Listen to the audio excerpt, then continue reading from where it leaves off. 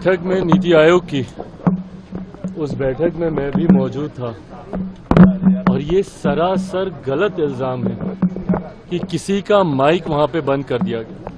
पहली बात तो जब ये विपक्ष बोलता है कि माइक बंद कर दे, उस माइक का कंट्रोल वहां पे बैठे किसी भी व्यक्ति के हाथ में नहीं होता है, उस व्यक्ति के खुद के हाथ में होता है। ना लोकसभा में, ना राज्यसभा में, ना ऐसी किसी बैठकों में।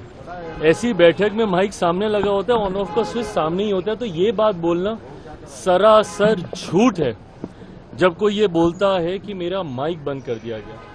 हाँ, हर मुख्यमंत्री को, क्योंकि समय की बाध्यता थी, ओपन एंडेड अगर डिस्कशन को रखा जाता तो संभवतः हफ्तों तक ये बैठक ही चलती रहती। ऐसे में हर मुख्यमंत्री से ये विनम्रता पूर्वक आग्रह किया गया था कि अपनी बातों को संक्षेप में एक तय समय सीमा के भीतर रखा जाए। जब वो समय सीमा पूरी हुई, सिर्फ एक रिमाइंडर के तौर पर उनको जरूर, जैसे तमाम मुख्यमंत्री को दोबारा से नोटिफाई किया गया कि भाई आपका समय समाप्त हो रहा है, इस तरीके से। बट उसके बाद जिस तरीके से बंगाल की मुख्यमंत्री ममता बनर्जी जी एकदम से उत्तेजित होकर उस बैठक को बीच में ही छोड़कर चली गई, मुझे लगता है ये आचरण गलत है। अगर आपको अपनी बात को रखना भी है, कोई नाराजगी भी है, तो आप वहीं पे रखती ना, बोलती कि अभी मुझे और बोलना है, मुझे और कहना है। हम सब वहां पर मौजूद थे। प्रधानमंत्री जी स्वयं उनको सुनना चाहते थे, वित्त मंत्री जी स्वयं वहां पे मौजूद थी, वो भी चाहती थी कि भैया क्या बजट को लेकर वो अपनी बातों को रख रही हैं।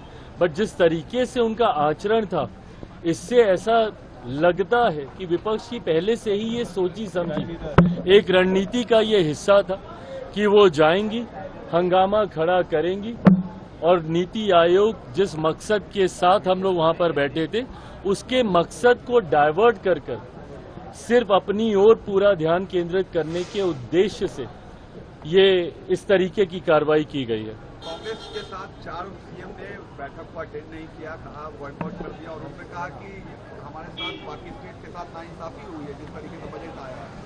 भाई मेरी समझ के परे है। अगर आपको ऐसा लगता भी है, किसी भी राज्य को अगर ऐसा लगता है कि उनके साथ नाइंसाफी हुई है, तो यही वो उचित फोरम है ना।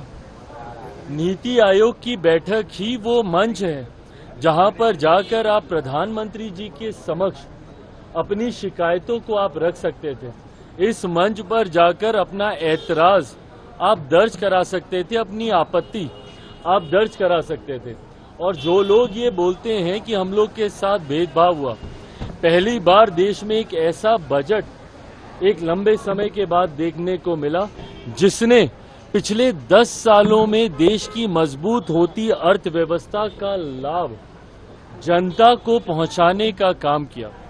इसमें जहां प्रमुखता से देश के गरीबों का जिक्र किया गया, अन्नदाता का जिक्र किया गया, नारी शक्ति का जिक्र किया गया, युवा शक्ति का इसमें जिक्र किया गया। ये ऐसे सेक्टर्स हैं जिसमें प्रमुखता से उनको लाभ पहुंचाने के लिए योजनाओं की और राशि की घोषणा की गई। जो राज्य कहते हैं कि उनके साथ अनदेखी हुई, क्या उनके राज्य में गरीब नहीं है? क्या उनके राज्य में महिलाएं नहीं हैं? क्या उनके राज्य में किसान नहीं है? क्या उनके राज्य में गरीब वर्ग से आने वाले युवा हो, महिलाएं हो, किसान हो, क्या ये लोग नहीं है? तो सिर्फ राजनीतिक हंगामा करने के लिए, और मैं दावे के साथ कहता हूं कि भाई ये लोग पिछले बजट भी निकाल कर दिखाएं कि किस किस राज्य को कितना कितना आवंटन किया गया है जब सरकार कांग्रेस के नेतृत्व में चल रही थी। यूपीए की सरकार हो या उसके पहले की सरकार हो, कितने राज्यों का जिक्र किया गया। और मुझे ताज्जुब तो सबसे ज्यादा राजद और कांग्रेस पर होता है। क्या राजद को खुशी नहीं होनी चाहिए कि भैया बिहार को एक बड़ी राशि आवंटित की गई है, इंफ्रास्ट्रक्चर डेवलपमेंट को लेकर हो, यहां पर सड़क को लेकर हो, पुल के निर्माण को लेकर हो। बिहार की सबसे बड़ी समस्या बाढ़, जिसका जिक्र हमेशा मैंने बिहार फर्स्ट, बिहारी फर्स्ट के माध्यम से मैंने किया। उस बाढ़ को लेकर लगभग 11,000 करोड़ की राशि अलग से आवंटित की जाती है।